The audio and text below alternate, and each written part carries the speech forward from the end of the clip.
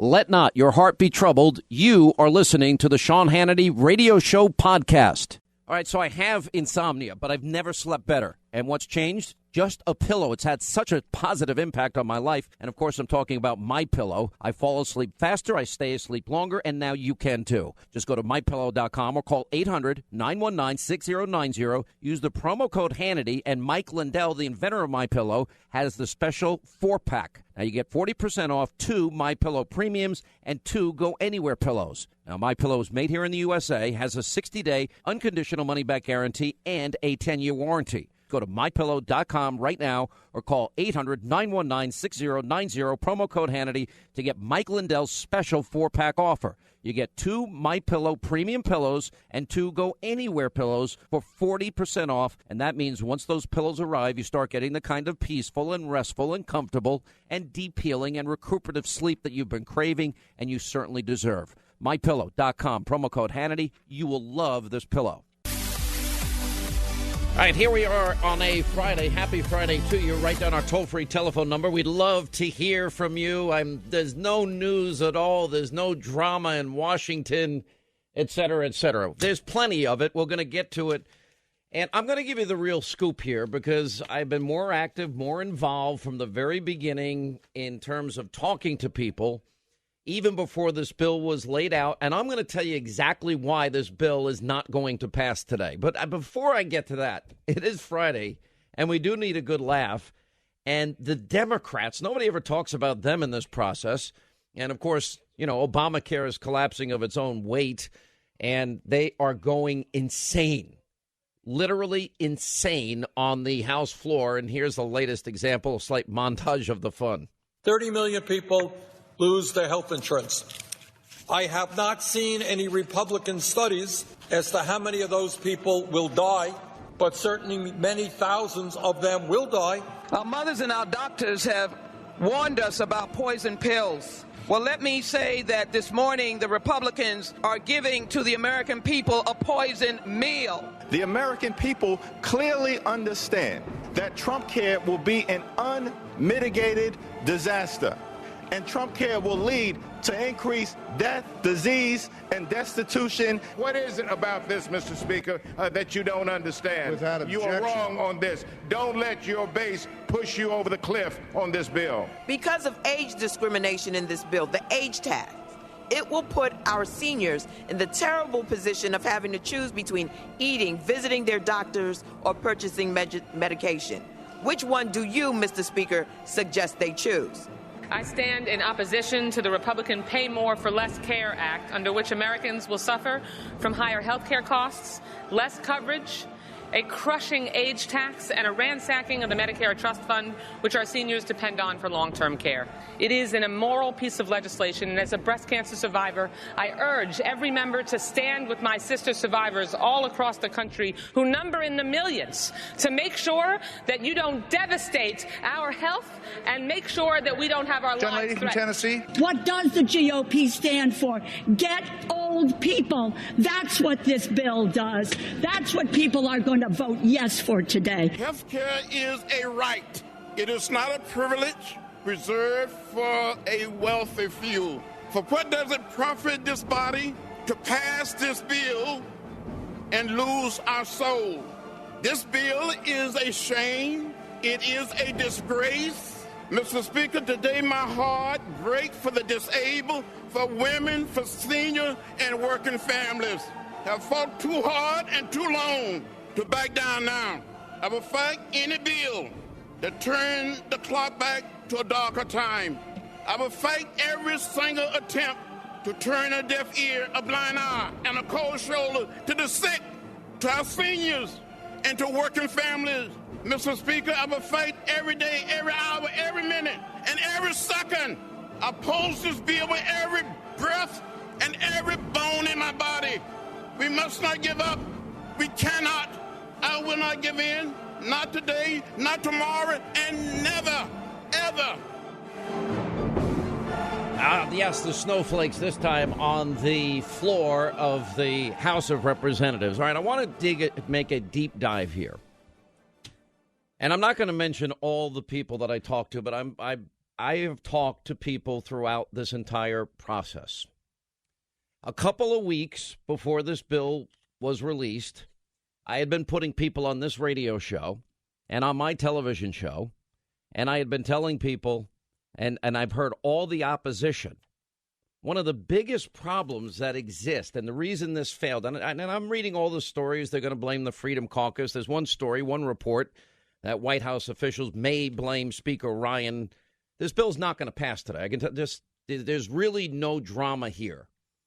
And they're saying, there's a Fox headline, White House is saying Speaker Ryan has done everything that he can do. Well, I just have a very strong disagreement with that statement.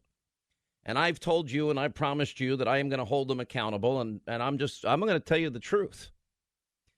And the simple truth is that basic fundamentals of legislating were not followed here. You want to be a good baseball player, there's fundamentals if you want to be a good pitcher and get the ball over the plate. There's certain things you have to do. You don't throw with just your arm. You use your legs for your power. And there's a certain way you drive off the mound. If you're a hockey player, there's a certain way that you've got to hit a slap shot or a wrist shot or a snap shot, and it's a fundamental of the game. If you want to play hockey, one of the fundamentals is you need to skate well. The better you skate, the better the hockey player you can be. You want to be a great quarterback like Tom Brady, all he does every day, all year long, is work on the fundamentals of being a great quarterback. Doesn't matter what profession you're in. You've got to work at the fundamentals. Before this bill was ever released, nobody saw the bill. Now, if you recall, I went down to Washington. I interviewed the Speaker of the House, Paul Ryan. And I was shocked in that interview when Paul Ryan actually told me that, oh, no, there is I said, are you going to build a consensus bill? I kept using the word consensus. Why was I using the word consensus? Because like the Democratic Party, the Republican Party is a coalition party. Not everybody is as conservative as me in the Republican Party. As a matter of fact, I'm not even a registered Republican. I'm a conservative. And so not everybody is involved in the Republican caucus. Then you got the Tuesday group, the study group. Then you've got, more moderate members. Then you've got some that are in districts that Hillary Clinton won, some 20 of those people, So before you release a bill of this magnitude and the first set of legislation, you've got to build consensus. Well, that never happened. I talked to Paul Ryan. Paul Ryan said, we have the consensus bill. The consensus bill is now being scored by the CBO. I was surprised when he said that. And then right after that, we had a series of people on and people that were associated with the Freedom Caucus, Rand Paul, other people, and they all said the same thing to me on this program and on TV, that they'd never seen the bill. If it's a consensus bill, it's news to them. And then the bill stood with the CBO, and nobody knew what was in it. But they kept getting rumors about what they thought was in it. And then it turns out when they finally, and one of the things I was saying is build the consensus before you release the bill. That consensus was never built. Nobody had a clue what was in the bill. And then all of a sudden the bill gets released, and the very things that these critics feared from the get-go were in the bill. So now you're starting backwards. It's sort of like a contract. If as I was a contractor, it would be sort of like saying, here, sign this, and then we'll negotiate the terms of the deal. It doesn't work that way. You got to negotiate the terms of the deal based on the principles you set forth, and then you write up the contract, and then the wording has to match the deal points that you made. And once that happens, you come to consensus agreement, and then you can go forward. There was such a better way to do this. And if they would have brought the differing factions within the Republican Party together before the release, we wouldn't be in this position today. That's just a fact. Now, I just want to go over this in great detail because it's so important that you understand. And I promised you I'm going to hold Washington accountable. And today I'm holding them accountable. This is an unforgivable screw-up to me. I said last night on TV, okay, let's start with a fundamental civics lesson. We have a federal government that consists of 3 branches of government, all with enumerated constitutional powers. And all of them have a duty to use their powers in the best interest of the people that they're supposed to be serving. And, so far, to the president's credit, the things that he could do on his own, the promises he could keep, which have been numerous. We got the Keystone XL pipeline on tap today. That's a huge win for the president. And he's rolling back burdensome regulation. He's in the process of building the wall. He's trying to vet the refugees. He's meeting with businesses. He's putting together a tax and economic plan that's going to incentivize business. I mean, the guy's been pretty busy. He kept his promise on Neil Gorsuch. He's kept a lot of promises here. Now you have in the legislative branch, the executive branch, I think, is doing a very good job at this point. And, you know, their job is to legislate. And the reason we are here today with a vote on repealing and replacing that's going to fail is because the legislative process has been contentious, unorganized, disjointed. There's been no unity. There's been secrecy. We've seen all the infighting, the miscommunication. We've seen it on TV. We've seen it on radio. And once that started, I told them before, build consensus before you roll out the bill. Then they rolled out the bill. Then everything that I predicted would happen started happening. All the critics came out of the woodwork, and they started criticizing a bill that they never saw beforehand. You know, for 7 long years, 8 long years, the GOP's been saying, we're going to repeal or replace Obamacare. Give us the House in 2010. They got it. Give us the House and Senate in 2014. They got it. Give us the House, the Senate, and the presidency. They got their wish.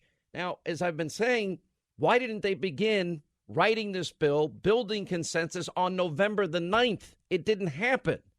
They should have built the consensus among these differing factions within the GOP, the moderates, the conservatives, the Freedom Caucus. It never happened.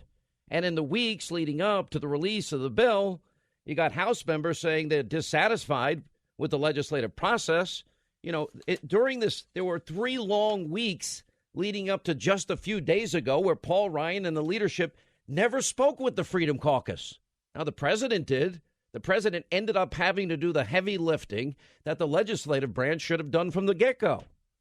So that's not his job to legislate. His job is to, you know, lay out principles, get the legislative process rolling, and they're supposed to build the consensus and get a bill with the majority and get the bill passed. They failed today, or they're about to fail. So, you know, and so many people left in the dark, all that had real concerns, the bill is not going to work the way they had promised it would work. And so, you know, all this infighting is going on, and it's all so unnecessary. You know, the immediate release of this, it's called Ryan Care, Obamacare Light. President Trump, it's not his job to write legislation. Then he gets tasked with bringing all these groups together. You know, from the very beginning, why didn't they seek out the input, you know, like Reagan did? Reagan relied on the Heritage Foundation a lot for legislation. You got some of the best, brightest, conservative, libertarian minds in these think tanks like the Heritage Foundation, the Club for Growth, Americans for Prosperity, Freedom Works, Cato. You know, when every group opposes it, that's a warning sign. When every major conservative host that I know of says, this isn't what we were promised, that's how we get to where we are today. And you would think after 2010, 2014, 2016, how is it that our representatives were so ill prepared for this moment to lead at this important time? They look like the gang that can't shoot straight. And I'm saying this, the president was not served well by his party in the House of Representatives here. Why was he put in a position to do their job? Why did he have to do all the heavy lifting here? Because the headline's not going to be Paul Ryan screws up. It's going to be Trump screws up. And it's no wonder congressional approval is at, 20.8%, the Real Clear Politics average. You know, so I've got some ideas going forward to balance how to fix the mess they've created. This is just embarrassing for them. Not for me, for them. Not for the president, but for the House. Putting America and Americans first. Now there's a novel idea. You're on the Sean Hannity Show.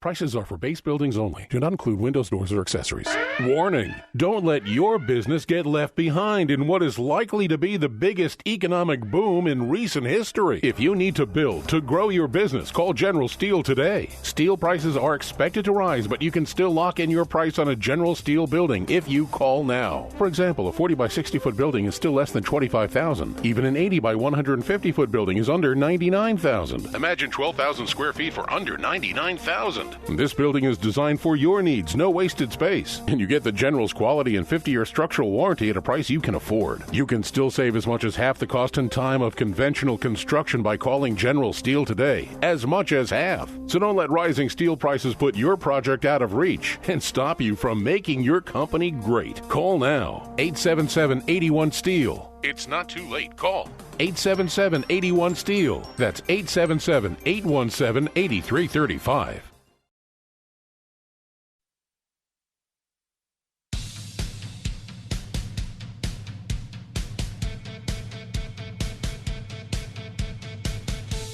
I know it sounds so strange when you're talking about government. This bill, I predict, is going to be pulled any minute now because I don't think they're just not going to have the vote. The votes aren't there. It's not going to happen. And, there's a real big part of me that actually thinks that's a good thing. And you're saying, why, Hannity? How could that be? It's not the right bill. It's not the bill that's going to work. It's not the bill the way a bill should be brought to the House floor. It wasn't handled correctly from the get-go. And that's what's frustrating to me. You think about how you run your own business, how I run my business, and, nobody writes the contract, signs it, and then says, oh, okay, now let's go negotiate the terms, and that's what happened here. And this is the old order, the old way that Washington works, the D.C. swamp, and I will say this, the president was not served in this process at all. And he should have been. And the House leadership should have handled this differently, especially the president's first piece of major legislation. Now, why do I think maybe in the end this is not a bad thing? Because Obamacare, and this is going to sound very cynical to people, the real death spiral of Obamacare is just going to happen. Each year, it's dramatically going to show the American people how leftism and statism and top-down governments and abandoning free market competition and all of the things that we conservatives believe in, it's just going to be so much more transparent, especially this year into next year, which is the death spiral year. And when I mean death spiral, I mean a death spiral. And the costs will go through the roof. And then I think the country is probably going to be ready to hear, well, what are these cooperatives that guys like Hannity have been talking about? What are the real solutions? What would a healthcare savings account look like to me and my family? How can we create a better system that's actually going to work? So I don't think the country has quite gotten there yet. Only certain counties, certain parts of the country, the average cost increase is up $5,400. Millions lost their doctors and plans. And at the end of the day, though, it didn't have to be this way. It could have been done differently. All right, we'll give you all the inside story. I've talked to so many people today. I've been on the phone since 7:30 this morning talking to people. We'll take a quick break. We'll come back. Your calls also coming up, 800-941-SEAN, toll-free telephone number, and we'll continue.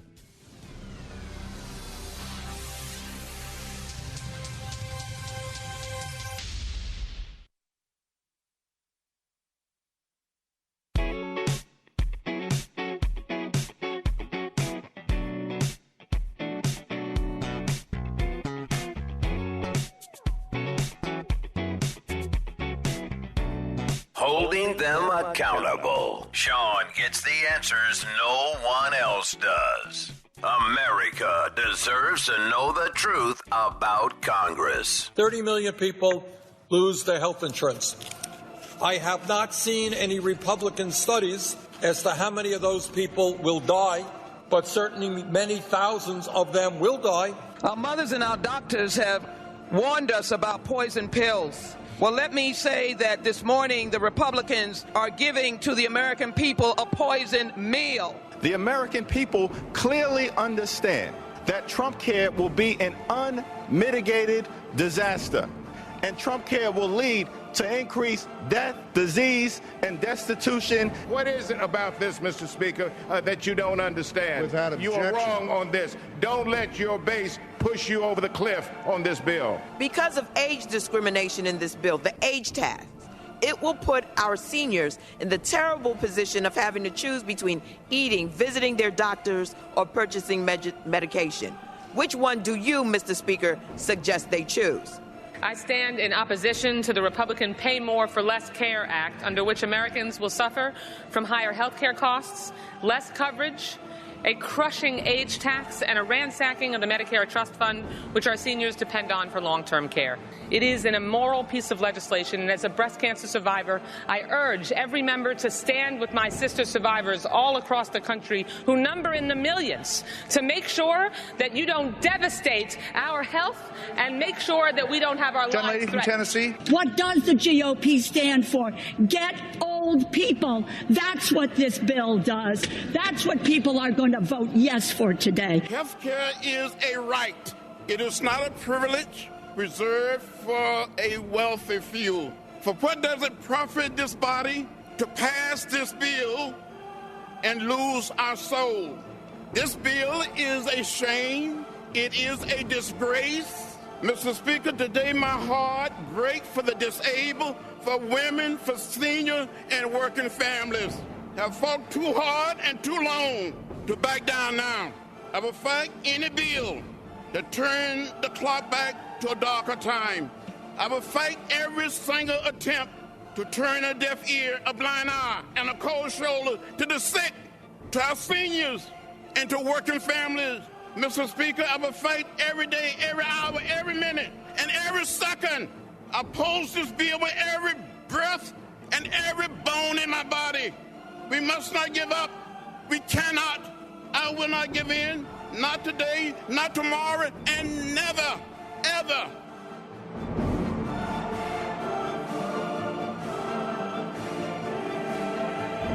Yes, the snowflake music continues.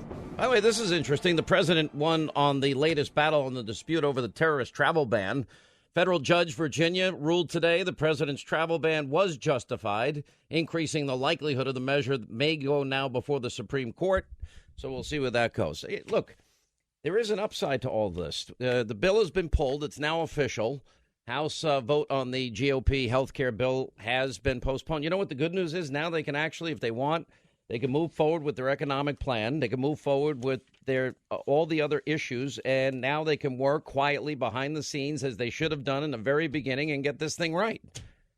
You know, the idea that they didn't is ridiculous. And, and I can tell you, I know where the blame is going here. I know that it's headed right towards the Freedom Caucus, and they're all going to blame them. And, all right, well, they had their list of demands. So did the moderates have their list of demands. And but the problem is, when you hide a bill and people are guessing what's in it, when you don't build consensus before you release the bill and nobody has a clue what's in it, and then all of a sudden you release it and surprise everybody, this is the bill, this is it, and it becomes a binary choice or a loyalty test in terms of those that are a part of a party, it's ridiculous. And I can tell you for a fact, I know the leadership didn't speak for weeks to some of these different coalition groups in the lead up to what has happened today. And I know that certain fixes, quote, were made, but, I'll give you one example. They said, I know the Freedom Caucus, for example, they wanted work requirements as part of the bill, one of the components of the bill. And they said, then they said, okay, we'll give you that. And then they said, well, they're optional. Well, optional is not a requirement. And they were willing to go along with that, but that's just the typical Washington bureaucratic swamp that we all despise at this point. You had threats, you had intimidation, talk of primaries by millionaires. Now the blame is going to go out on television. You'll see a lot of these guys on all these networks. It's going to be viewed as a failure. It's not at all. It is a setback in the sense. But I think what it really revealed to me in great shocking detail is just how ill-prepared Republicans have been. And I don't see that there's really any excuse for this. I don't think the president should have had to do the heavy lifting on this bill. He's not the legislative branch. I think that there should have been consensus built. I think, with 8 years, you would think that they're able to put a bill together that they can cobble together that, not everybody's going to like, but it's going to work and going to serve the American people better. Then you've got one side saying, well, this isn't full repeal, but let's do the 2015 bill wasn't full repeal either, although it was more of a repeal than this part. Why would you do a bill in 3 parts? Why not do it all at once? That never made any sense to me at all whatsoever. Because what they're asking some groups of people to do is, well, count on us. We'll get it done in phase 2 or phase 3. Well, phase 3, you need 60 votes in the Senate, so I'm not sure how much phase 3 would get accomplished. So, you see weaknesses in here, and the media, and I'll be honest, one of the things that's so frustrating to me is, the president now finds himself in a position where he's got to work with people that did not support him in his run for the presidency, including the Speaker of the House, Paul Ryan. I remember that, here's Donald Trump going into Wisconsin in the final weeks of the campaign, and the Speaker's nowhere to be found. I don't think there was one appearance where Speaker Paul Ryan was with Donald Trump during the campaign. He was with Mike Pence, but he wasn't with Donald Trump. And what does it say to the people of Wisconsin when the Speaker of the House doesn't want to be seen with the nominee of his particular party? And then what does it say when he ends up winning the state of Wisconsin? It was just poorly managed. It shows, it's embarrassing for them. I'm not embarrassed. I don't really care. I have health care. All right, that's selfish. But I do care about people that don't have health care. I do care that the average cost for the average family has gone up $5,400. I do care that this election was supposed to be about the forgotten men and forgotten women of this country, which is why I gave you all the statistics of the millions more in poverty and on food stamps and out of the labor force and the lowest home ownership rate in 51 years. I care. But in the sense that I don't care that it didn't happen today, because I'm not in a rush. I'd rather get it right. I'd rather people understand it.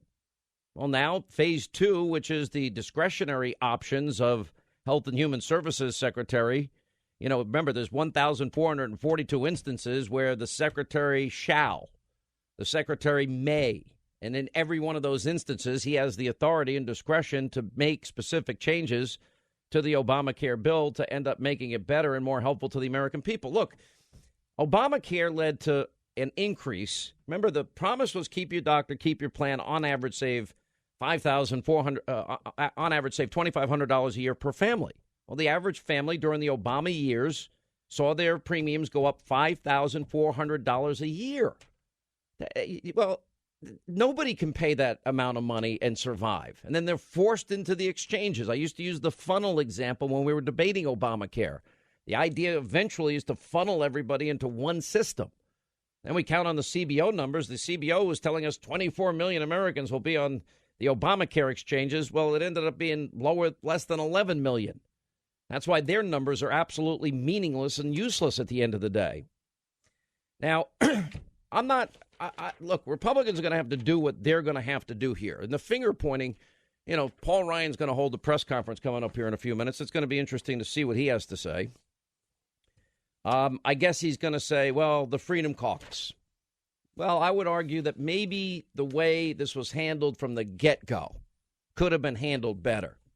Maybe if they would have worked behind the scenes with the differing groups and factions and coalitions that exist within the Republican Party, then maybe that could have led to a better result today or a better bill that was ultimately released here. And a lot of pressure was brought to bear. But, I've got to remind you, just give you some historical context. Reagan was opposed when he had given the initial tax cuts. Remember, top marginal rates during his presidency went from 70 to 28%. And at one point, there was an adjustment where he went back and was raising taxes. And there was fierce Republican opposition to that. George W. Bush, in a presidential debate, Herbert Walker Bush said, "Read my lips, no new taxes," said it at the convention. And then he was pressured. And then he gave in to the Democrats. It ended up being his undoing. But guys like Newt Gingrich said no. That relationship was never repaired. This is not the first time, and it doesn't mean we won't survive. It just means that it is now tabled for today and tabled until maybe they bring it back up again. If I was Health and Human Services Secretary Price, today I'd be working on the bill that is going to fix the problems that the different groups had with this particular bill. There's one report in Bloomberg News out about now. According to some sources, White House officials are ready to blame Paul Ryan for the health care bill if it crashes and burns. In public, Donald Trump is standing by the House Speaker. Behind the scenes, the president's aides are planning to blame Ryan if there's an embarrassing defeat. Well, there's no defeat because there's not going to be a vote today. And asked whether Trump, Ryan, or the Freedom Caucus chairman, Mark Meadows, would be most to blame if the bill fails. The administration official said Ryan. The official insisted on anonymity. I just think there's going to be a lot of infighting here. You know, Ryan, when he went over about 2 hours ago to the White House, was telling we don't have the votes. I heard the vote count was so bad that it wasn't even going to be close in the end. And the Obamacare ultimatum that, you know, Trump said take it or leave it. And remember, Trump had been saying from the get-go, hey, listen, the easier thing to do is let Democrats own health care. We're going to come in and fix it, and because it's going to take years to take effect, we're going to be blamed for it. And he was right about that. Well, now it's back in the Democrats' lap. They have it, they own it, they can eat it. And everybody that voted for Obama, you'll understand why. You know, I wish things weren't as confusing in terms of procedural issues. You know, what does the average American know about the Byrd Rule? What does the average American know about the challenges procedurally with reconciliation? What does the average American know what a cloture vote is? I mean, I've explained all of these terms on a regular basis. I won't go through them now, but there were procedural challenges with whatever the House ended up doing. Even earlier today, I saw it didn't matter because the Senate now wasn't planning on taking this bill up until sometime in May anyway. So if they do want to fix this bill, they have an opportunity to do it. There were 11 amendments added to the health care bill in the end, some for conservatives, to eliminate federal requirements for that the plans be comprehensive. Starting next year, they'd get rid of Obamacare, retirement health plans, etc. I guess at this point, there's no real reason for me to go through all of this with you. Even the House Appropriations Chairman opposed this bill, which was a pretty stunning rebuke to the House Speaker. And that's Rodney, I don't even know how to say his last name. But anyway, he said 7 years after the enactment of Obamacare, I wanted to support legislation that made positive changes to rescue the health care system in America. He had been lauded in the Garden State as the most powerful congressman. Unfortunately, the legislation before the House today is currently unacceptable, as it would place significant new costs and barriers to care on my constituents. So, you know, then, of course, we had the whole debate today over the essential benefit provisions in this thing. The amended health care bill was more costly under the new CBO scoring. Why anyone counts on CBO is beyond me. But, you know, I will tell you this. You've got a media that wants the president to fail. You've got Republicans that never supported him. I'm not sure some of them are really give a rip whether or not he succeeds or not. Everything dumb that could have been done in the rollout of this bill was done. No consensus was built for this bill. Few conversations took place at the time when it was necessary. They were hoping the pressure of last-minute politicking would get it done, and it didn't. You know, everything, you know, no one says, you know, anything about the Democrats in all of this. They were going to oppose everything the Republicans do. So I just don't feel bad. If you want me to feel bad today, I really don't. I don't feel horrible about this.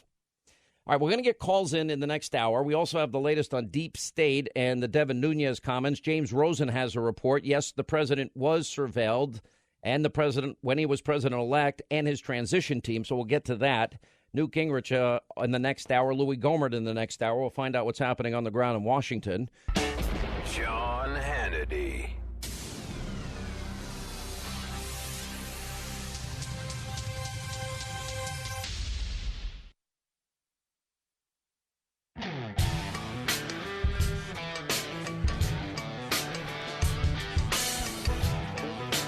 All right, as we roll along, Sean Hannity Show, 800-941-SEAN. You want to be a part of the program. Louis Gohmert, he's going to try and check in at the top of the hour here. We'll also get Newt Gingrich's reaction to all that has gone down today. We have the other news of the day we've got to get to, not the least of which a big report by James Rosen at Fox News. He, like Circa News reporters John Solomon and Sarah Carter, are now revealing, and Devin Nunes now revealing, yes, surveillance against Donald Trump took place. This is beyond a huge issue, and it is being ignored by the media. And the implications in terms of how the deep state is releasing intelligence and opposition party being spied on during and after an election is beyond the pale. They better have a justification for that. Straight ahead.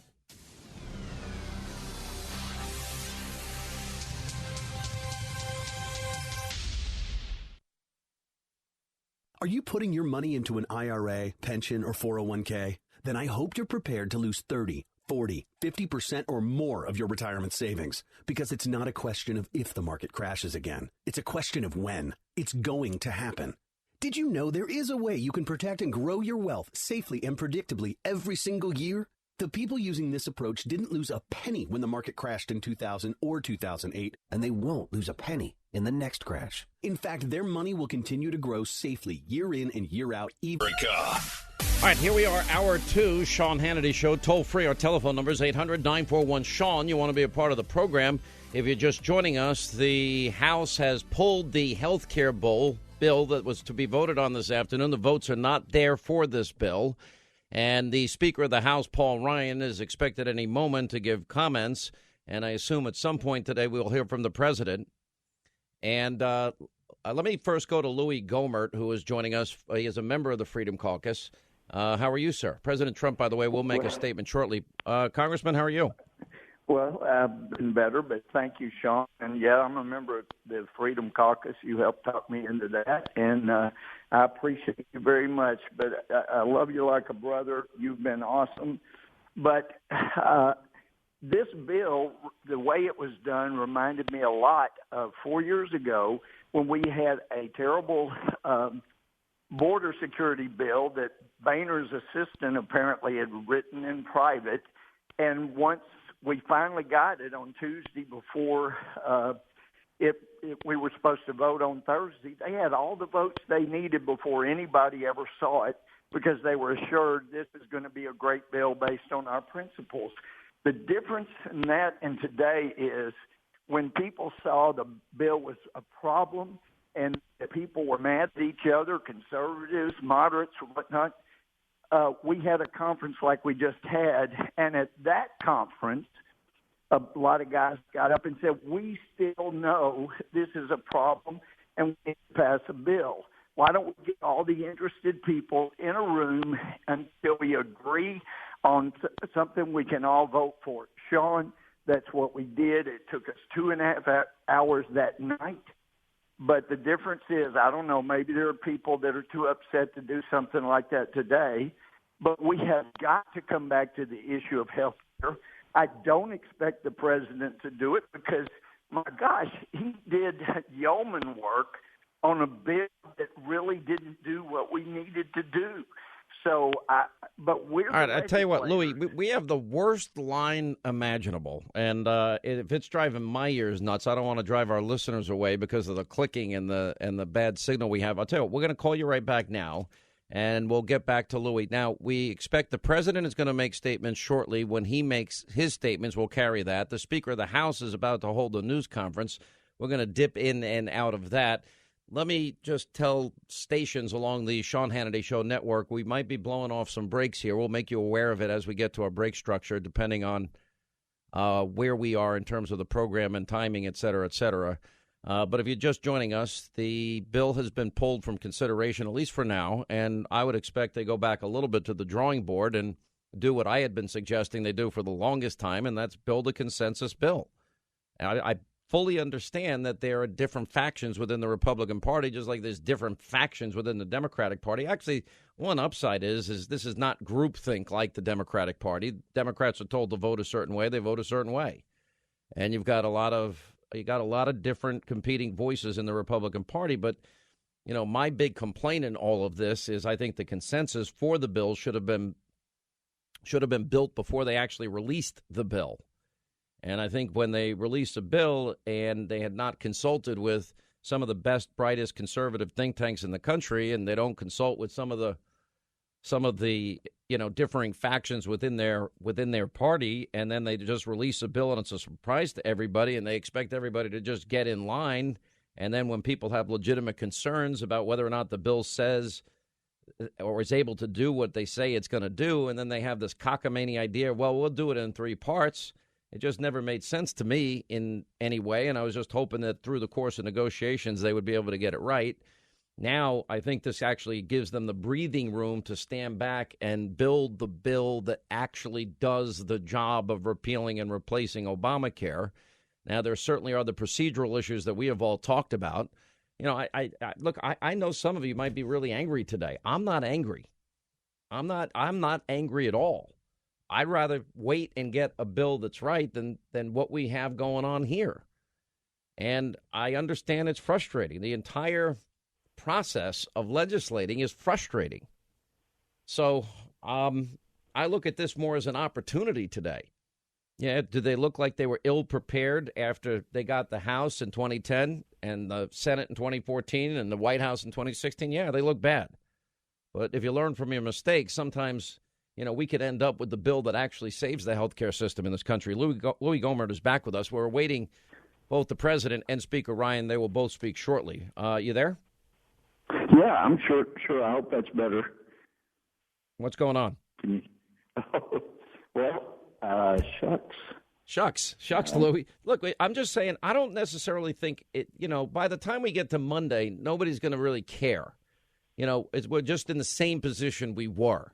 But we didn't pass a bill that was done. I don't understand the piecemeal side of this, number one. Number two, what I had been suggesting both on air and off air to people is build consensus. This opportunity doesn't have to be wasted here. We don't have to we don't have to stop working on health care now. Right. But now you can build a bill that everybody, not everybody's not going to get everything they want, but build a bill that's going to pass, but also a bill that serves the American people, which is what this should be about anyway. Right. Can you hear me, Sean? Yeah, I can hear you fine. Go ahead.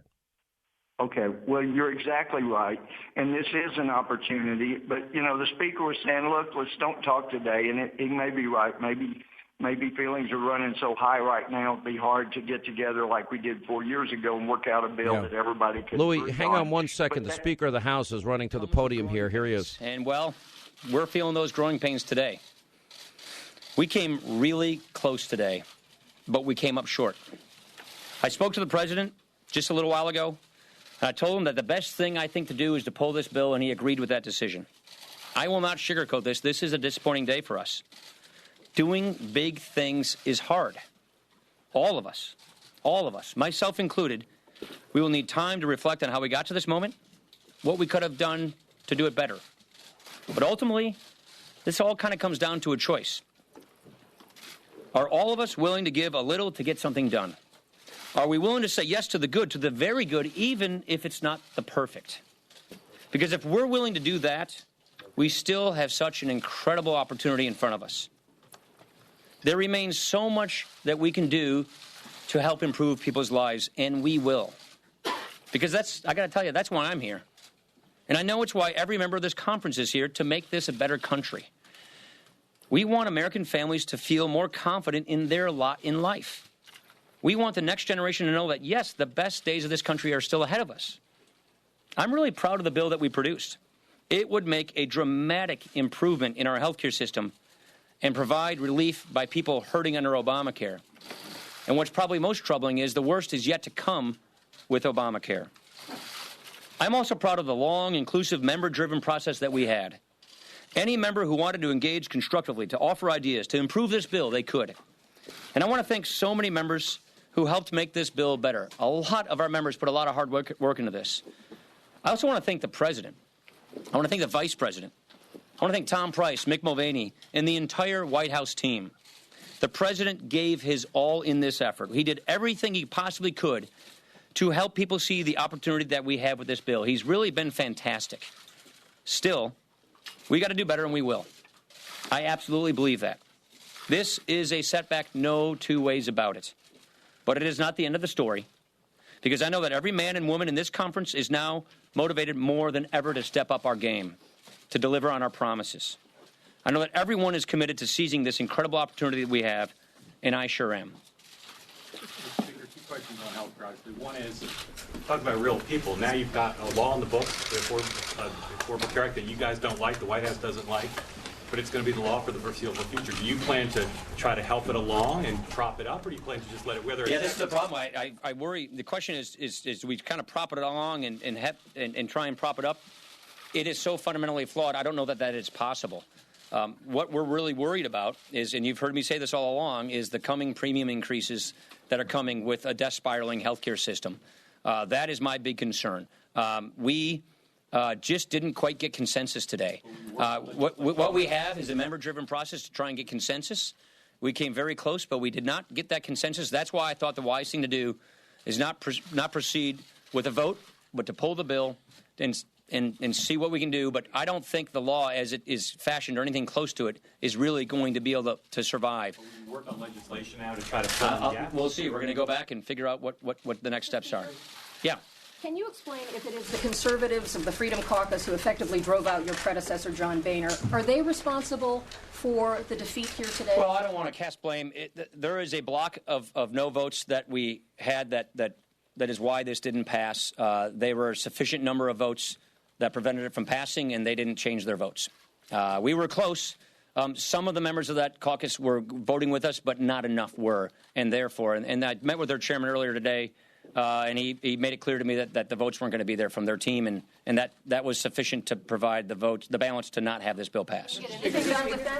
Mr. Speaker, you all swept the House, won the majority with the promise to repeal Obamacare. The majority in the Senate with the promise to repeal Obamacare. The White House with the promise to repeal Obamacare.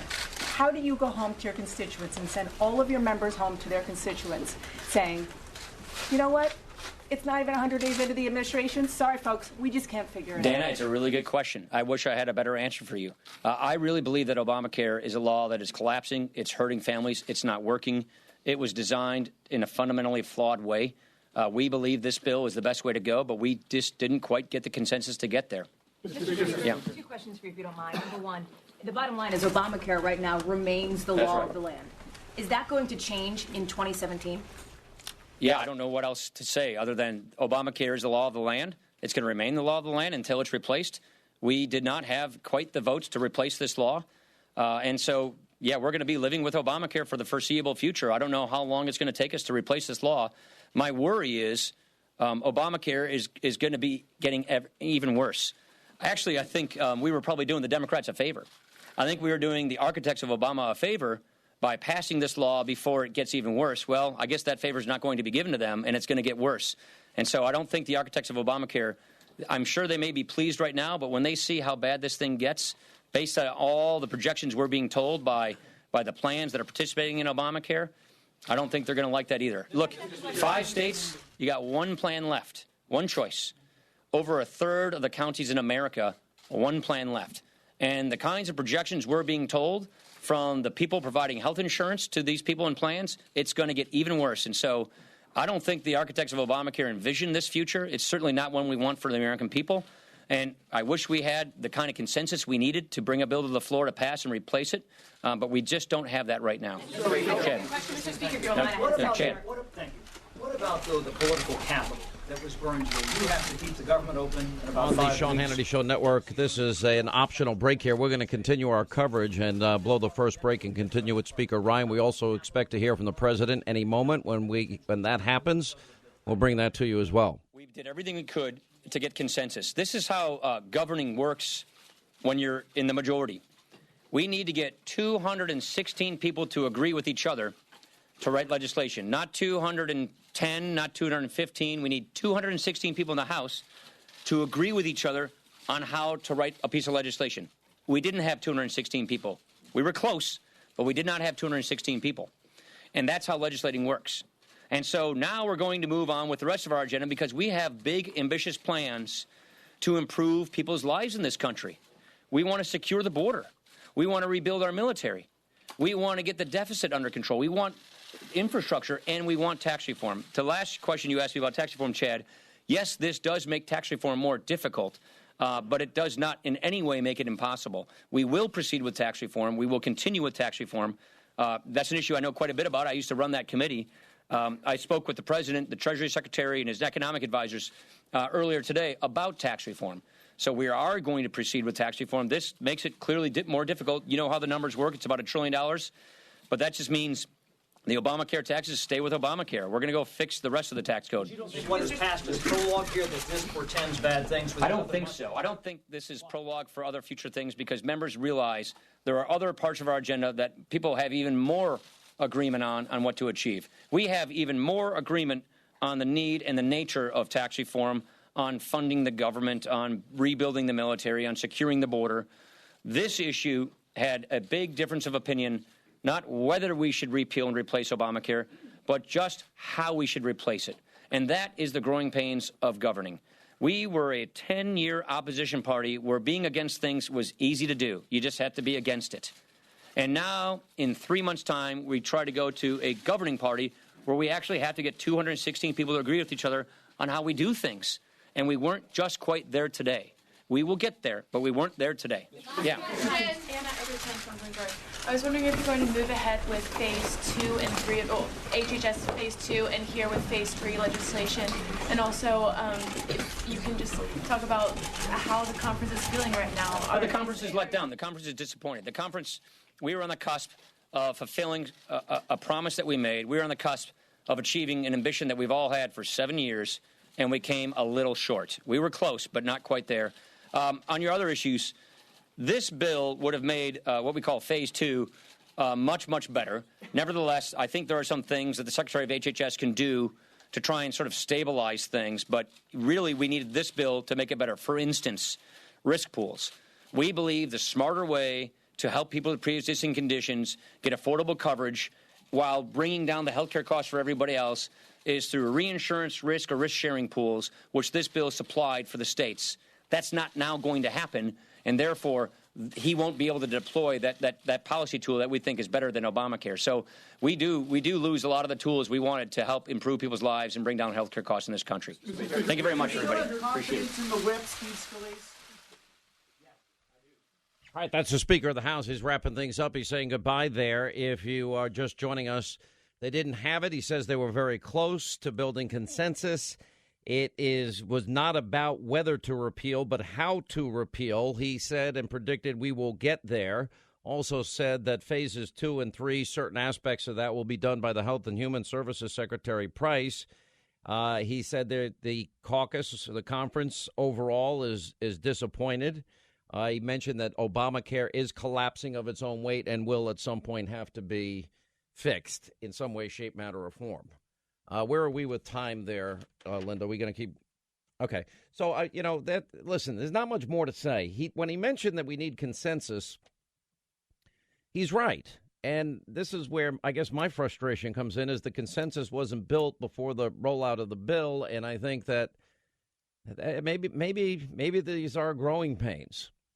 And I don't think it's necessarily a bad thing that you have people that are standing on their principles. Rand Paul had predicted this was going to happen because he had been working closely with groups like the Freedom Caucus. The Freedom Caucus is not the enemy of those in the House. They have principles, as do the more moderate members. They have their principles. And unfortunately, it's a coalition party, and you just can't say, don't vote for this. Every single member has a responsibility to their own district. He did mention, too, that there is a big difference being the opposition, which is at times a little bit more easy because you just throw rocks and say, this isn't working, this sucks, this isn't working. There's some truth about this, but, I think that this is beyond growing pains. What's really going to be the test is going to be, all right, where do they go from here as they move forward with issues involving spending and spending cuts? And they move towards energy independence and education and building up the military and immigration and certainly the budget and certainly some type of tax reform. Maybe they will change the process, and before they unveil a bill that nobody saw, maybe they'll bring people into the process so that it won't be this difficult. Work out those problems behind closed doors, which is what I've been saying before. Louis Gohmert's still with us. And, Louis, what do you think of the speaker's comments? Well, I mean, I thought they were good comments. But in all the discussion over the last few days, one of the things that had been brought up happened before I got here, and that was Medicare Part D and how they left the vote open for a record 3 hours, never been left open that long in congressional history. And there was some thought that maybe they ought to do that again, and they continued to make promises. But what it comes back to is every time there is a problem with health care, even among many Republicans, they think the answer is if we can just get more control to the federal government, it will all work out. And this was going to give great control to somebody I fully trust, the Secretary of Health and Human Services. You know him, you trust him, Tom Price. But we're supposed to hope that we can pull the power back by the time the next Democratic Kathleen Sebelius comes along. That was just not a gamble worth taking. So anyway, the answer is not more federal control. We were told, well, no, but this will give him power also to create a high-risk federal pool, billions of dollars, because the states can't do it quite yet. And then maybe within 5 years we can devolve that back to the states.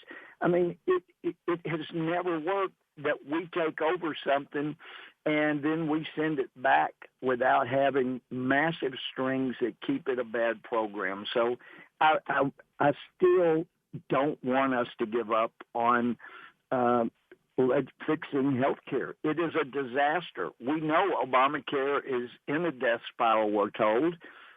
We passed a very good bill with over 400 votes this week that eliminated, from the House side, it eliminated the exemption for health insurance companies under the antitrust laws. That, once it passed the Senate, and I bet it will, and be bipartisan down there, it'll go to the president, he'll sign it, and that will help stop monopolistic practices in the health care law. That's a good start. But there are so many things that we can all agree on. But I know that this speaker, like the last speaker, says, no, we had listening sessions. The trouble with the listening sessions are that we go in, everybody tells them what they think, and then they go in and somebody privately writes the bill, and we don't see it till it's all done. And then we were told, okay, here's the bill. It's going through committee, and they got everybody to vote against any amendment that the Democrats Louis, I'm up on the constraints of time here, and I got to let you go, but you've been great, and there's an opportunity here. I would go behind closed doors with all these factions and build the bill. I think that's the simple way to do it. All right, we appreciate it. Newt Gingrich weighs in when we get back, 800-941-SEAN.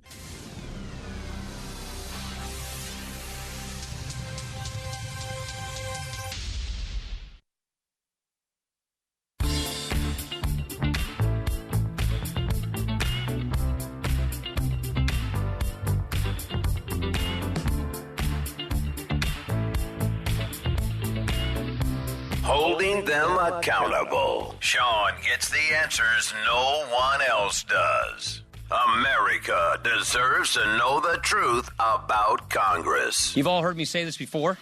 Moving from an opposition party to a governing party comes with growing pains. And, well, we're feeling those growing pains today. We came really close today, but we came up short. I will not sugarcoat this. This is a disappointing day for us. Doing big things is hard. All of us, myself included, we will need time to reflect on how we got to this moment, what we could have done to do it better. All right, there's the Speaker of the House talking about pulling the health care bill, I guess in some ways back to the drawing board. Joining us now with reaction, former Speaker of the House, Newt Gingrich. I don't necessarily see this as a bad thing in this sense that, all right, so they released the bill, nobody had seen the bill. And now they have an opportunity to get it right, and that is bring in all the different varying coalitions that make up the Republican Party in the House and build the consensus bill, write it, and then it will pass. What's so hard about that? Look, I think that this was the right decision, and I think this is the legislative process. People forget that when Nancy Pelosi introduced the Obamacare, it was July of 2009, and when Obama signed it, it was March of 2010. It took them 8 months, and they were doing something easy. They were giving stuff away. We're doing something much, much harder, which is reforming a system that's financially unsustainable and putting together a totally different approach. And I think that it is significant that they did everything they could. They worked as hard as they could. They argued as hard as they could. In the end, they were short. And I thought that it was very important that they pulled the bill rather than had a major defeat. And I think this gives them a chance for the president to say, look, I'm going to assign Dr. Price, Secretary of Health and Human Services, to work with the House and Senate to develop a bill that is popular, that does meet the key needs, and that is in a position to keep his own campaign pledges. And when that's done, I'll be glad to look at it. But until then, Trump ought to focus on jobs, on tax reform, on infrastructure, and on a range of things that keep us moving forward. I loved his message today about the company that is going to be creating 25,000 more American jobs. I mean, he has a lot of good things going on, and he has no reason to get himself tied into some kind of single fight that seems to go on without end. So they made a good run at it. They did everything they could. Now it's the time to I want to talk about the process, though. Else. Look, maybe I'm just, and you and I, you got a little testy with me, by the way, on TV one night over this very topic, and I'm sure you remember. And I was saying to you, well, maybe I'm just an outsider, but it seems to me that they're writing the contract before they agreed to the terms of what the contract was going to be, and I think they had it backwards. In other words, there was no consensus built on this bill. Nobody had seen the bill before they rolled out the bill. There was a lot of suspicion that there were going to be things in there that nobody liked. And then, in the 2 weeks leading up to it, I had one congressman after another, one senator after another saying, well, I hear this is in there, and that's not going to be good if this is in there, and then if this might be in there, and that's not going to be good. Then the bill gets released, and it ends up all of the rumors turn out to be true, and then you have this intramural civil war break out on national TV and radio. And to me, I think the better way to have built it would have been to get all the varying factions, which means the moderates, which means the Freedom Caucus, the study group, the Tuesday group, the Saturday group, the Sunday group, whatever group it is, and get a deal hammered out and build off that deal the principal points that you all agree on, and a bill that's going to pass. It seems that they got it ass backwards to me, and you think I'm nuts. No, I did not say you were nuts. Well, you rolled your eyes on national TV, and basically you were acting like I was nuts. Well, no, I said that. By the way, don't you hate when I give it back? I don't mind if you give it back. I just want you to be accurate. What I said was you just called me Obama and Clinton. I can't believe it. Go ahead. No, I said there are several ways to do this, and when you and I talked, if you go back and look at that date, if they had been sitting down every day from then until today and listening, and I think you have it exactly right. It's not just listening to the Freedom Caucus. You had centrist conservatives who were going to vote no. You had moderates who were going to vote no, and you had the Freedom Caucus conservatives who are going to vote no. Now, when you're losing people on all three fronts, maybe the bill needs to be done. Maybe you got to really rethink it. And I think that what I was saying the other night was, it wasn't necessarily how I would have done it, but one way to go forward is you put in something as a placeholder, and then you start improving it, and you start working on it, and you get everybody to react to it. That's a totally legitimate way to do it. Their challenge was that they tried to rush the system. They tried to get everything done before they had serious vote counts, and they weren't listening not just to the conservatives but also to the moderates. But the other point I want to make for everybody in our audience to really understand, this is the hardest single legislative thing President Trump will try to do in his first term. Margaret Thatcher would never touch. Hey, Mr. Speaker, I would never do this. Hang on. The president is speaking right here. I want you to hear this and react to this. Hang on. It was a very, very tight margin. We had no Democrat support. We had no votes from the Democrats. They weren't going to give us a single vote, so it's a very difficult thing to do. I've been saying for the last year and a half that the best thing we can do, politically speaking, is let Obamacare explode. It is exploding right now. It's many states have big problems. Almost all states have big problems. I was in Tennessee the other day, and they've lost half of their state in terms of an insurer. They have no insurer, and that's happening to many other places. I was in Kentucky the other day, and similar things are happening. So Obamacare is exploding. With no Democrat support, we couldn't quite get there. We're just a very small number of votes short in terms of getting our bill passed. A lot of people don't realize how good our bill was because they were viewing phase one, but when you add phase two, which was mostly the signings of Secretary Price, who's behind me, and you add phase three, which I think we would have gotten, it became a great bill. Premiums would have gone down, and it would have been very stable, would have been very strong. But that's okay. But we were very, very close. And again, I think what will happen is Obamacare, unfortunately, will explode. It's going to have a very bad year. Last year, you had over 100% increases in various places. In Arizona, I understand it's going up very rapidly again, like it did last year. Last year was 116%. Many places, 50, 60, 70%. I guess it averaged, whatever the average was, very, very high. And this year should be much worse for Obamacare. So what would be really good with no Democrat support, if the Democrats, when it explodes, which it will soon, if they got together with us and got a real health care bill, I'd be totally open to it, and I think that's going to happen. I think the losers are Nancy Pelosi and Chuck Schumer, because now they own Obamacare. They own it, 100% own it. And this is not a Republican health care. This is not anything but a Democrat health care. And they have Obamacare for a little while longer until it ceases to exist, which it will at some point in the near future. And just remember, this is not our bill, this is their bill.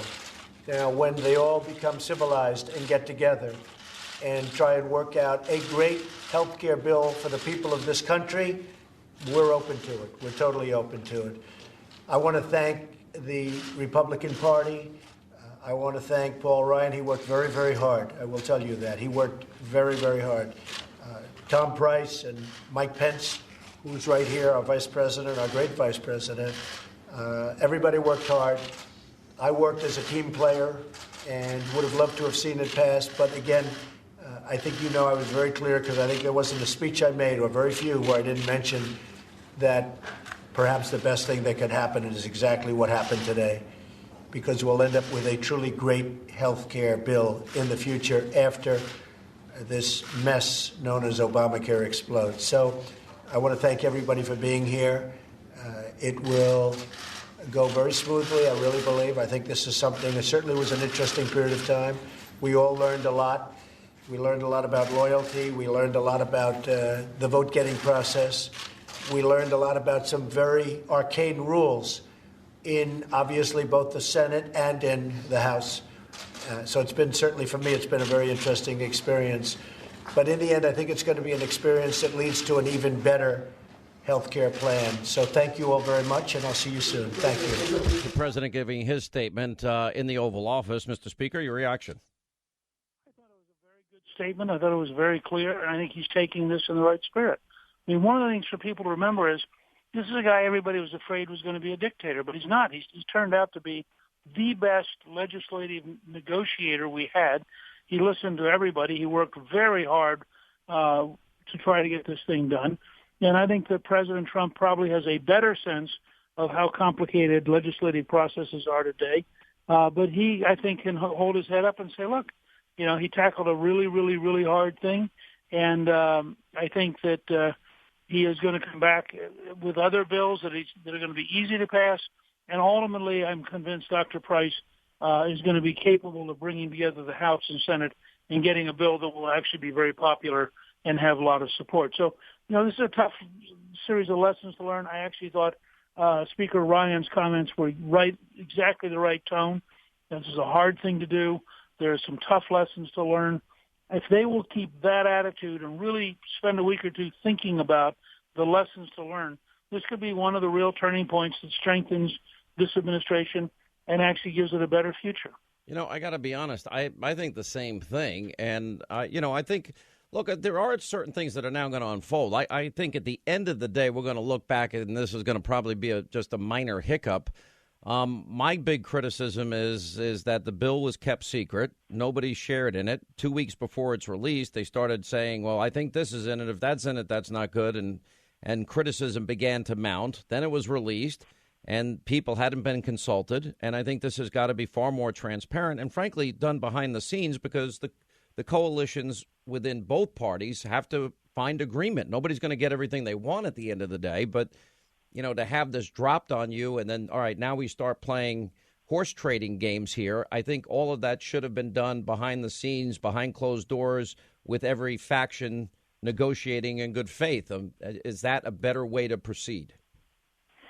Well, actually, what I would hope they do now, because, look, this is life and death.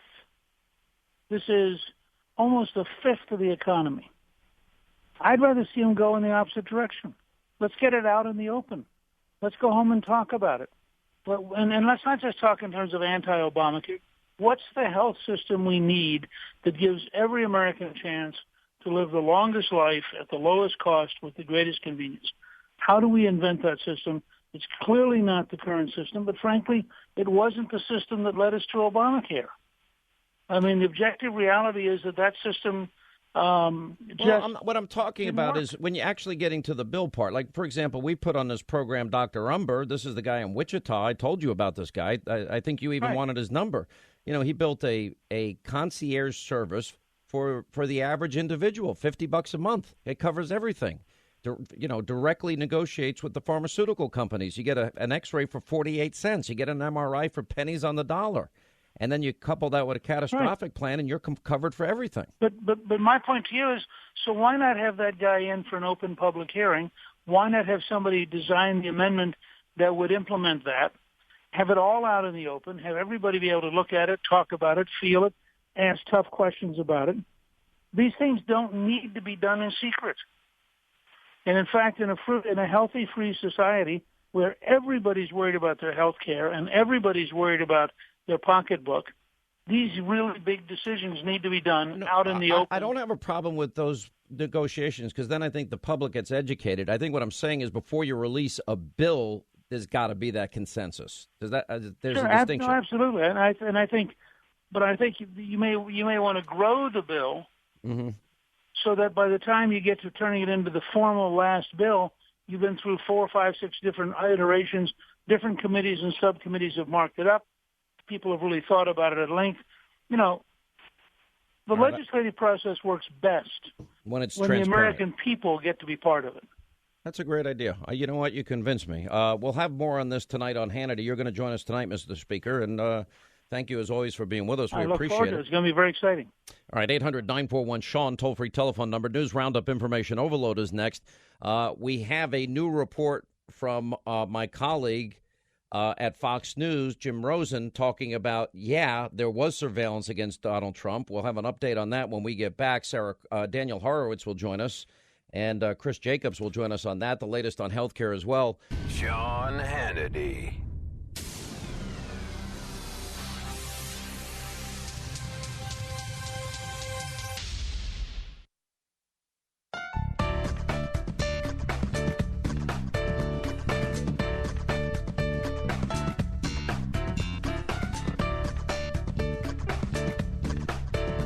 When we come back, we got a lot to get to today, including, Jim Rosen, Fox News, another source to him confirming, collaborating what we've been telling you, that, Donald Trump was surveilled in Trump Tower while being the president-elect, and including his staff. We'll get to all of that and your calls and comments in the final hour. And, our Friday concert series continues.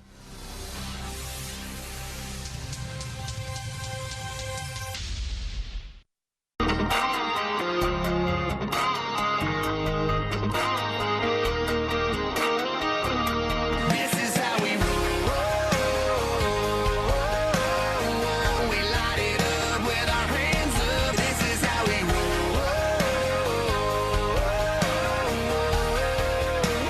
I've been promising the American people that we will repeal and replace this broken law because it's collapsing and it's failing families. And tomorrow we're proceeding. You have the votes?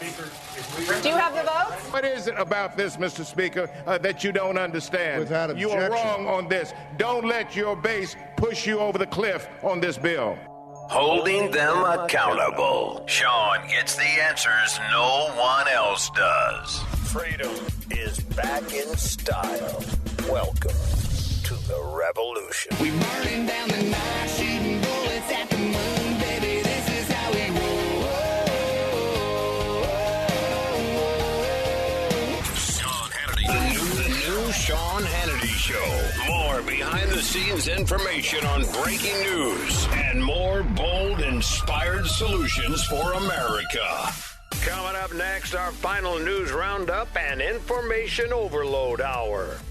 All right, news roundup and information overload hour here on the Sean Hannity Show. All right, so big breaking news day, a lot on the health care. Last hour we heard from the president and Paul Ryan. Let's play a little bit in case you're just getting in your car and headed home. Let's get you up to speed. You've all heard me say this before. Moving from an opposition party to a governing party comes with growing pains. And, well, we're feeling those growing pains today. We came really close today, but we came up short. I will not sugarcoat this. This is a disappointing day for us. Doing big things is hard. All of us, myself included, we will need time to reflect on how we got to this moment, what we could have done to do it better. Obamacare is the law of the land. It's going to remain the law of the land until it's replaced. We did not have quite the votes to replace this law. And so, yeah, we're going to be living with Obamacare for the foreseeable future. I don't know how long it's going to take us to replace this law.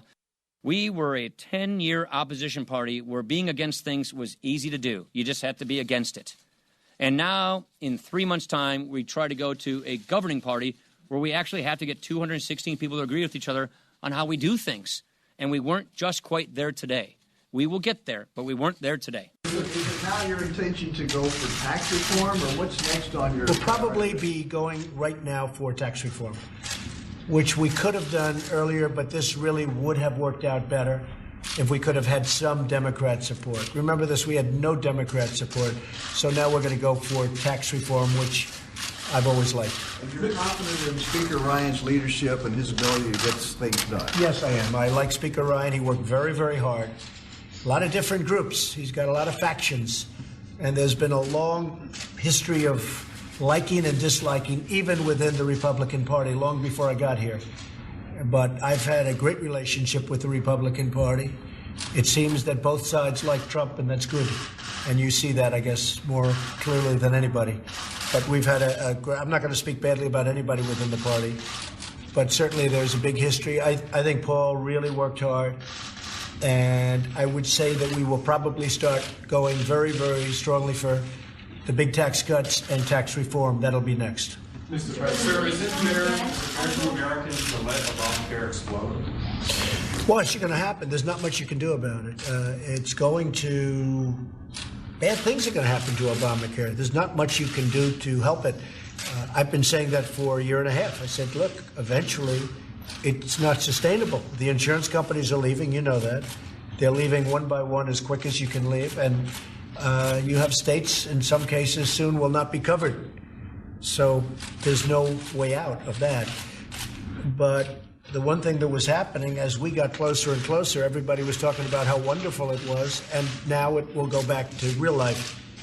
People will see how bad it is, and it's getting much worse.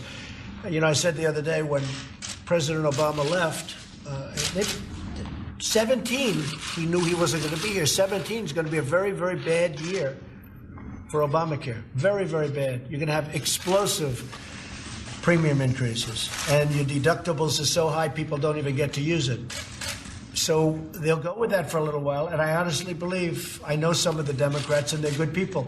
I honestly believe the Democrats will come to us and say, look, let's get together and get a great health care bill or plan that's really great for the people of our country. And I think that's going to happen. You could have passed the bill in the House without any Democratic support. Why do you think you weren't able to craft a deal among the Republican Party? Well, we were very close. We were just probably anywhere from 10 to 15 votes short. Could have even been closer than that. You'll never know because you never know how they vote. But in the end, I think we would have been 10 votes, maybe That was closer. the president, his comments from earlier today, Paul Ryan's comments earlier today. You know, I take the position this is an opportunity to now begin the process of starting over and getting it right. Anyway, news roundup, information overload hour. Sarah Carter from Circa News at the bottom of the hour. Joining us first, though, Daniel Horowitz, our friend from the Conservative Review, the senior editor, Chris Jacobs, senior healthcare policy analyst at the Texas Public Policy Foundation. And welcome both of you. And by the way, Chris was a former healthcare advisor to then Congressman Mike Pence, both healthcare experts, completely against this particular bill.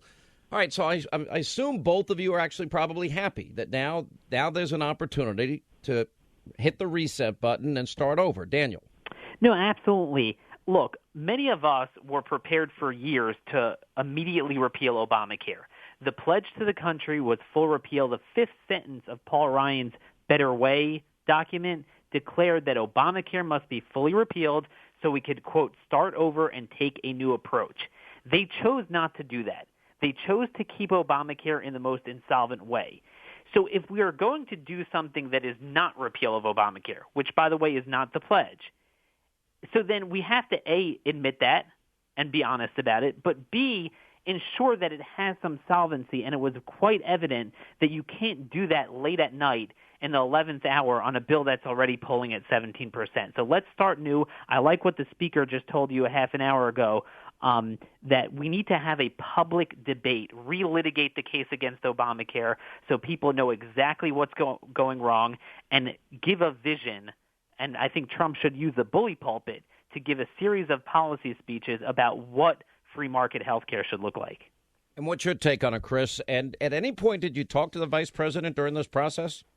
Well, yeah, Sean, we did meet with the vice president, I and several conservative healthcare leaders a couple of weeks ago, and made the same points that conservatives have been raising publicly over the last week, that we need to actually repeal the regulations that have been raising premiums. That was one of the major disputes between the conservatives in the House Freedom Caucus and the administration and the House leadership, because we actually want a full repeal of Obamacare, because only full repeal of Obamacare is actually going to Well, let me ask you about that, because as everybody now knows, it's not as easy because of all the procedural hurdles that exist in the Senate, reconciliation, the Byrd rule, all this nonsense, getting to cloture, et cetera.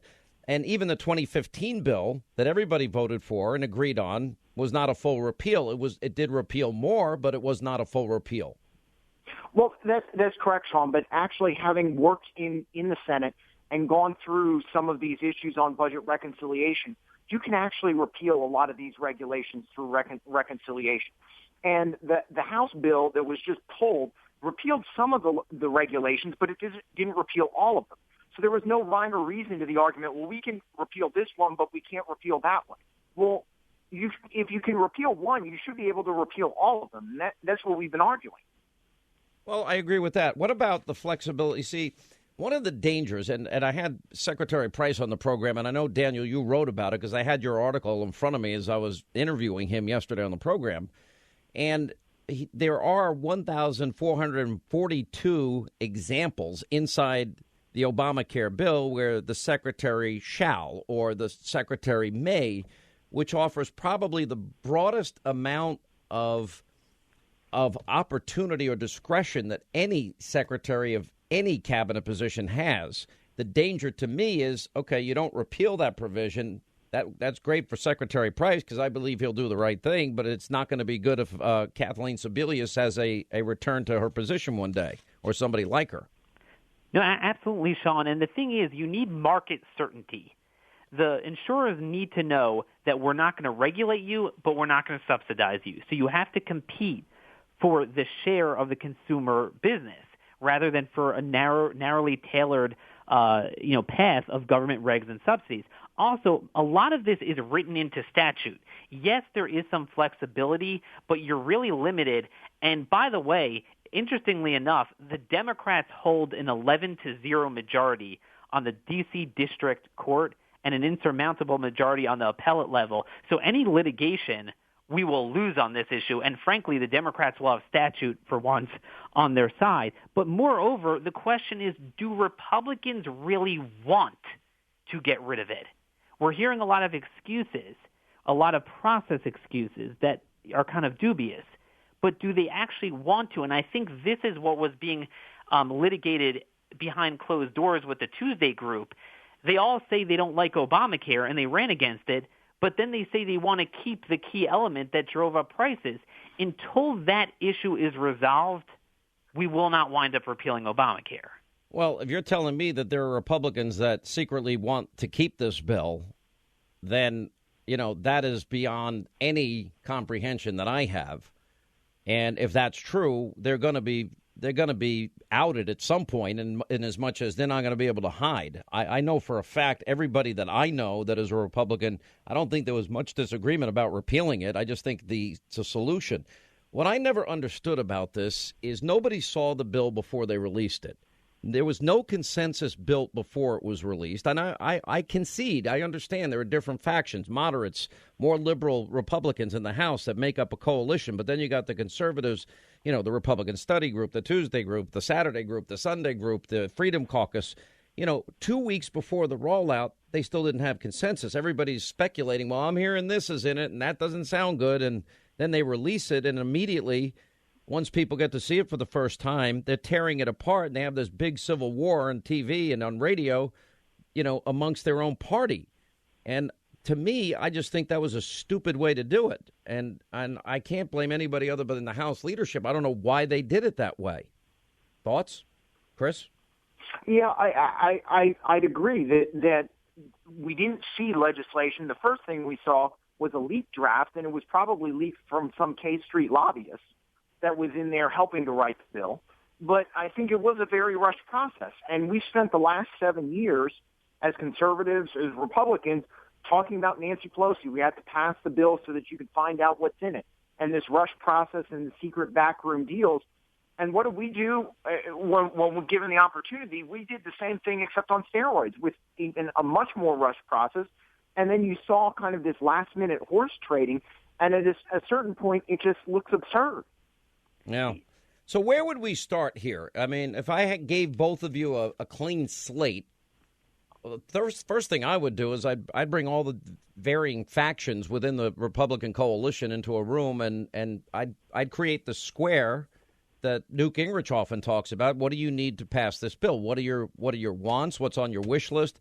I'd start there. Where would you start, Daniel? Well, you have to start more philosophically rather than a specific bill. What do we believe in terms of health care? Do we believe in government-run health care for everyone, even those under 65? Or do we want to preserve some sort of market of people that maybe are at least, above the Medicaid level, that they are not eligible for Medicare, that want free market health insurance and then eventually health care? If the answer to that is yes, which is the Republican platform, then everyone needs to get on the same page about actually repealing Title I of Obamacare. You can negotiate about some subsidies. You can negotiate about Medicaid structure. But if you don't get rid of the regulations, the market will never be healed. I think if we're gonna talk about philosophy, Daniel, at the start of this, then there shouldn't be disagreement among the Republican Party. But there is. I know, but there shouldn't be in this sense. Do we believe in limited government? Do we believe in greater freedom? Do we believe in free market solutions? Do we believe in competition? All right, stay right there. We'll continue this on the other side. Sarah Carter at the bottom of the hour. Now that Uncle Joe has left the building, maybe we can get back to bringing jobs home. That's Jobs, Jobs. This is the Sean Hannity Show.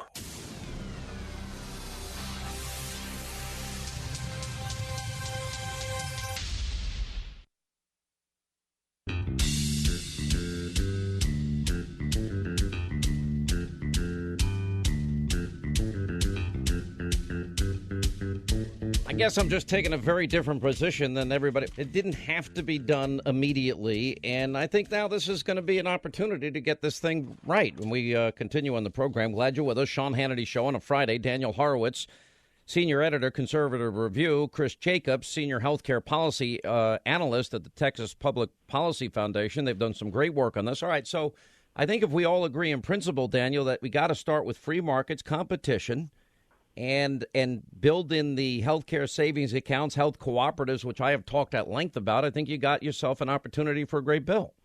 No, absolutely. And I think if you want to fuse tax reform and healthcare reform, he could actually kill two birds with one stone.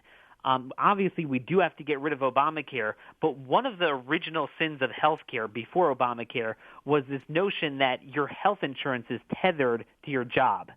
And that's government-sponsored because the government gives a tax exemption only to employers. So by having some form of tax equity, and again, the details are important, but that needs to be worked out, and HSAs, that's something that can be done in a tax bill. So that's definitely one thing. One other thing I'd mention, Trump is really good at the bully pulpit. And I think he needs to travel around the country and convince governors to enact supply-side health care reforms. But the one thing I would say in his defense here, I mean, he's not the legislative branch. You know, the bill should have had consensus before they ever brought it to him. You agree with that, right? No, for sure. But the swamp is the swamp, and he's got to drain it. That's a good point. All right, let's get to Chris. So if we agree on free market principles and capitalism as the means of fixing this, then what? I think the other important principle is to let the states decide. Frankly, if California wants to do a single-payer system or heavy regulations, that's their prerogative. They should be allowed to do that. But the idea that we should be managing all of healthcare from Washington doesn't work. Washington is the last place you want managing everyone's healthcare across the country, and I say that as somebody who's lived here for far too long. We need to go back to respecting state authority, and that's why we want to repeal all the regulations to go back to the old system where we had states regulating healthcare and health insurance. All right, guys, really appreciate you being with us. Daniel Horowitz, thank you, and Chris Jacobs, thank you. When we come back, it's Friday, our Florida-Georgia line Friday Fun Concert Series. When we get back, and then Sarah Carter, we're going to get back into the deep state issue. Now we have Fox reporters confirming that, surveillance on Trump Tower and the president-elect did, in fact, happen. That and more as we continue.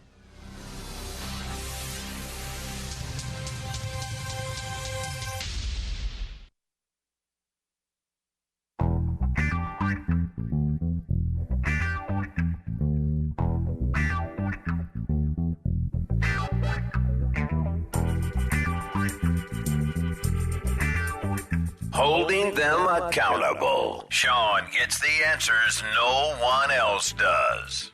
America deserves to know the truth about Congress. All right, 25 now till the top of the hour on a Friday. All right, so we have new news we're going to get to in a minute. James Rosen, Fox News, he also has been able to corroborate and confirm that the president, Trump Tower, and the president's transition team were surveilled. So it's all true. Everything Sarah Carter's been saying, John Solomon's been saying, we've been reporting, it's all true. As a matter of fact, Sarah Carter will join us next. But all right, it's a rough week. For some of you, this is a tough day. It's not tough for me because this is an opportunity, and I'm looking at it that way, period, end of sentence. All right, so we have some new news that we uncovered last night. Fox News, James Rosen reporting that House investigators are on the verge of uncovering a smoking gun in the wiretapping scandal, and also they confirmed that, in fact, surveillance had taken place again. We've been following this now for a number of weeks. Sarah Carter joins us from Circa News. What did you think of James Rosen's report?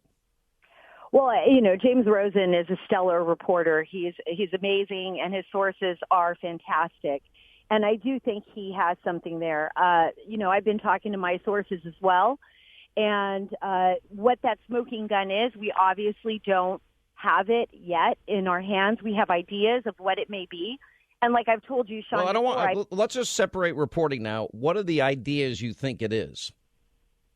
Well, I think what we need, you're really narrowing it down, aren't you? Yeah, I'm really relentless, by the way, which is my job. So this is now where you think it's going. This is not what you can confirm. How's that? Correct. Correct. It's not what I can confirm. I think there's some questions that need to be answered. One, was there ever any authorization given, and by whom, to unmask the names of people within the Trump campaign and the Trump team? How many names were unmasked? Were these names unmasked foreign to foreign conversations? Because that's also in violation. And I don't want to say in violation because I know that they're coming across as that it was legally done, but it could be very unethical, and it goes right into that gray area where everybody's talked about political espionage. So what I think needs to be answered, and I believe this is what Chairman Nunes is looking at, who unmasked the names and why? And what names were unmasked and who were they shared with? And what were they used for? Because as he said this just didn't have to do with Russia. And that's what was so concerning, and that's why he went to the president. And, he's getting a lot of backlash.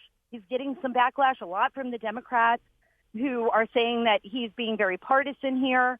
And, so he's facing a lot of backlash for this. So I think that's why today we saw him kind of take a step back and say, okay, look, we need to have a closed-door hearing. I need to have some answers from Director Comey at the FBI and from Admiral Mike Rogers.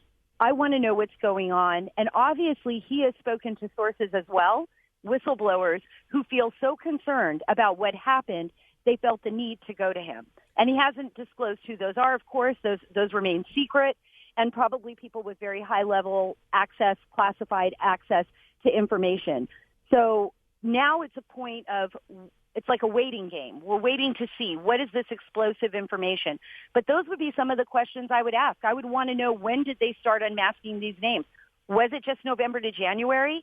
I mean, will Chairman Nunes go all the way back, maybe to June, and just look at the numbers and look at the names who were unmasked and tally those up and see if there was an increase in unmasking names as well?